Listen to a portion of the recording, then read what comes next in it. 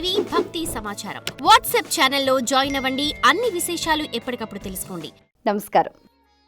ఆండాళ్ తిరువలిగలే శరణం. జై శ్రీకృష్ణ. 25వ పాసురం. ఈ పాసురంలో పరమాత్మని అవతార విశేష జ్ఞానాన్ని ఆండాళ్ తల్లి చాలా అద్భుతంగా వర్ణించింది అన్నమాట. అయితే ఇందులో నిగూఢంగా దాగి ఉన్న విషయ సారాంశం ఏమిటి అనంటే, మనం ఏది కోరుకోవాలి, ఏది కోరుకోకూడదు, స్వామివారిని ఎలా కోరుకోవాలి ఆండాళ్ తల్లి అందరికీ తెలియచేసింది. ఇది చాలా ముఖ్యమైనది. ఎందుకు అనంటే, మానవుడు అంటేనే ఆశాజీవి, కోరికల పుట్ట. ఒకటి తీరిన తర్వాత ఇంకొకటి, ఇంకొకటి తీరిన తర్వాత ఇంకొకటి. పిల్లలు అంటారు, చదువులు అంటారు, ఉద్యోగాలు అంటారు, మళ్ళీ పిల్లలు, తర్వాత ఇల్లు అంటారు, సౌకర్యాలు అంటారు, రకరకాలుగా ఉంటుందన్నమాట. ఆ కోరికల చిట్టాకి అసలు అంతే ఉండదు. అసలు ఇవన్నీ కాదు, మనం ఏం కోరుకోవాలి, పరమాత్మను ఎలా సేవించాలి అన్నది చాలా అద్భుతంగా ఆండాళ్ తల్లి మనకు చెప్తుందన్నమాట. అలాగే పరమాత్మని అవతారం అనేది ఎలా ఉంటుంది అన్నది, ఆ రహస్యాలన్నీ కూడా ఈ 25వ పాసురంలో చాలా అద్భుతంగా వర్ణించింది ఆండాళ్ తల్లి. మరి గోపికలంతా కూడా కలిసి సింహాసనం పైన కూర్చున్న ఆ స్వామివారికి ఎంతో చక్కగా మంగళం పాడారు. ఆ తర్వాత కీర్తిస్తున్నారు, గట్టిగా కీర్తిస్తున్నారు. మళ్ళీ వారికి ఒక సంశయం వచ్చింది. అయ్యో, మనం స్వామిని ఇంత గట్టిగా కీర్తిస్తున్నామే, ఏ వైపు నుంచి ఏ రాక్షసుడు వస్తాడో, ఏ హాని తలపెడతారో అంటూ తర్వాత నెమ్మదిగా చిన్నగా స్వామిని ప్రస్తుతించటం మొదలుపెట్టారు. ఏమంటున్నారు స్వామివారిని? స్వామి, భగవంతుడే కుమారుడుగా కావాలి అన్న శంఖచక్ర గదాధారుడు అయిన శ్రీమన్నారాయణుడు దేవికి నోముల పంటుగా ఆయన కడుపులో 9 మాసాలు ఉన్నాడు. తర్వాత బయటకు వచ్చాడు. తర్వాత ఏంటి, యశోదాదేవికి గారాల తనయుడై ఆమె భక్తి ప్రేమకు వశమై అతను బందీ అయ్యాడు. అలాగే ఇతన్ని సంహరించడానికి ముందుకొచ్చిన కంసుడికి కార్చిచ్చు వలె అతన్ని సంహరించి ఆశ్రిత జన రక్షకుడు అయ్యావు. అలాగే లక్ష్మీదేవే నిన్ను కోరి వచ్చింది. అలాగే నీ ఐశ్వర్యాతిశయమును, నీ శక్తిని, నీ కీర్తిని మేము కూడా శ్రవణం చేసి కీర్తన చేసి మా శ్రమను విడిచి ఆనందించుచున్నాము. మాకు కావాల్సిన పరాని వాద్యమును ఇవ్వు కృష్ణ అంటూ కూడా ఈ పాసురంలో ఆండాళ్ తల్లి గోష్ఠి అంతా కూడా చాలా అద్భుతంగా వేడుకుంటూ ఉంటారు. ఇందులో మనం ఏంటంటే 2 విషయాలు గమనించాలన్నమాట. అంటే ఏంటి, దేవకీదేవి అలాగే యశోదమ్మ. మనందరికీ తెలుసు, దేవకీదేవి నోముల పంటగా కృష్ణుడు జన్మించాడు. అసలు కృష్ణుడు బయటికి రావటానికి ఎన్ని అడ్డంకులు, ఎన్ని అవాంతరాలు, వాటన్నిటినీ కూడా ఛేదించుకొని ఆమె కోరిక తీర్చడానికి ఆమెను అలా అనుగ్రహించాడనమాట. ఆ తర్వాత యశోదాదేవి కోరుకుంది. మరి ఇప్పుడు ఎవరైనా ఏమనుకుంటారు, కొడుకుగా పుట్టాలి అని కోరుకుంది దేవకీదేవి. పుట్టిన తర్వాత మన దగ్గరే ఉంటాడు కదా అని అనుకుంది. కానీ అలా లేడు కదా.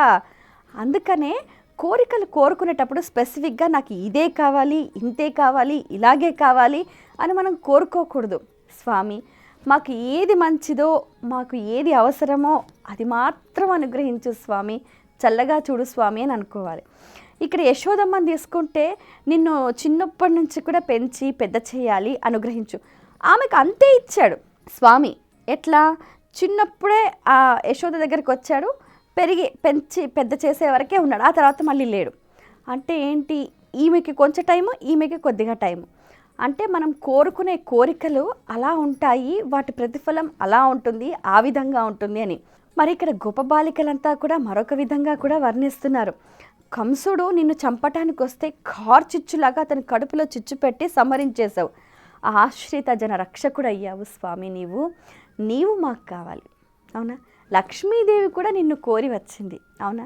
మాకు పరాని వాద్యమును అందించవా కృష్ణ? మరి నీ ఐశ్వర్యము, నీ కీర్తిని మేమంతా కీర్తించి ఆనందిస్తూ ఉన్నాం. మాకు కావాల్సింది మాకు ఇవ్వు కృష్ణ అంటూ కూడా ఎంతో చక్కగా కృష్ణుడి గుణగణాలను కూడా వర్ణిస్తూ ఉన్నారు. ఈ 25వ పాసురంలో కూడా గమనిస్తే 5+2 7 అన్నమాట. అంటే ఎంత సప్త సముద్రాలు దాటి, అంటే ఇక్కడ మనం గమనిస్తే కూడా దేవకీదేవికి నోముల పంటగా జన్మించిన కృష్ణుడు ఆ యమునా నదిని దాటే క్రమంలో కూడా ప్రకృతి అంతా కూడా సహకరించింది, అవునా? అంటే ఏంటి, ఒక ఉత్తమ లక్ష్యం. అంటే ప్రతి ఒక్క మనిషికి ఆ లక్ష్యం అనేది ప్రధానం అన్నమాట. ఆ ఉత్తమ లక్ష్యంతో ఒక దేవ కార్యం పైన ఎప్పుడైతే ఒకరు ఒక అడుగు ముందుకు వేస్తారో వారికి ప్రకృతి అంతా కూడా సహకరిస్తుందన్నమాట. ఆ విధంగా మనం కూడా మన లక్ష్యాలు ఉత్తమమైనవైతే, ధర్మబద్ధమైతే ప్రకృతి మనకు ఆటోమేటిక్గా సహకరిస్తుంది అనమాట. అందుకనే ధార్మిక జీవనంతోనే మనకు సద్గతి అని మన పెద్దలు చెప్తూ ఉంటారు. కాబట్టి అటువంటి జీవన విధానాన్ని మనం అలవర్చుకోవాలి. అయితే జీవనంలో కోరికలు కూడా ఎలా కోరుకోవాలి? నిర్దిష్టమైన కోరికలు మనకు నిరాశనే మిగులుస్తాయి. ఇప్పుడు చూడండి, దేవకీదేవి ఆశపడింది, కొడుకుగా పుట్టాలి అని కోరుకుంది. కానీ పుట్టిన తర్వాత క్షణం కూడా లేడే. మరి ఆ తల్లి గర్భశోకం. సరే, యశోదమ్మ నిన్ను పెంచాలి అని అనుకుంది, పెరిగిన తర్వాత లేడే తన దగ్గర. మరి ఆమె శోకం. అందుకనే కోరికలు ఎలా కోరుకోవాలి, ఎంతవరకు కోరుకోవాలి, ఎలా కోరుకోవాలి అన్నది ఆండాళ్ తల్లి ఒక మనకు జ్ఞాన విజ్ఞాన యోగం అనే అంశానికి సంబంధించి చాలా అద్భుతంగా పరమాత్మ యొక్క జన్మ అవతార రహస్యాన్ని ఉదాహరణగా చెప్తూ మనకు ఒక అద్భుతమైన జ్ఞానాన్ని అందిస్తుందన్నమాట ఆండాళ్ తల్లి. మనం ఆ సారాంశాన్ని మన జీవితానికి అన్వయించుకోవాలి. ముఖ్యంగా ఈ పాసురంలో తెలుసుకోవాల్సింది ఏంటంటే జ్ఞాన విజ్ఞాన యోగం. ఒక జ్ఞానంతో కూడిన ఒక పరిపక్వమైన భక్తి ప్రపత్తితో పరమాత్ముణ్ణి ఏంటి అంటే మనం ఎలా కోరుకోవాలి? మమ్మల్ని చల్లగా చూడు స్వామి, అంతే చాలు, మాకు కావాల్సిన పరానే వాద్యం నువ్వు, మేము నిన్ను కీర్తించి ఆనందిస్తున్నాం, ఈ ఆనందం కలకాలం ఉండాలి, అంతే కృష్ణ, ఇంకా మాకేమొద్దు, మాకు ఇంకా ఏ ప్రయోజనం లేదు, మాకు ఇంకా ఏ ఆశ కూడా లేదు అంటూ ఆ గోపికలంతా కూడా ఒక స్వచ్ఛమైన ఒక పరిశుద్ధమైన హృదయంతో ఆ కృష్ణుణ్ణి ఎంతో చక్కగా వేడుకుంటారు. అసలు కృష్ణుడి దగ్గరికి వచ్చిన దేనికి? వాళ్ళు చక్కగా ఒక కృష్ణ సమాగమం కోసం వచ్చారు.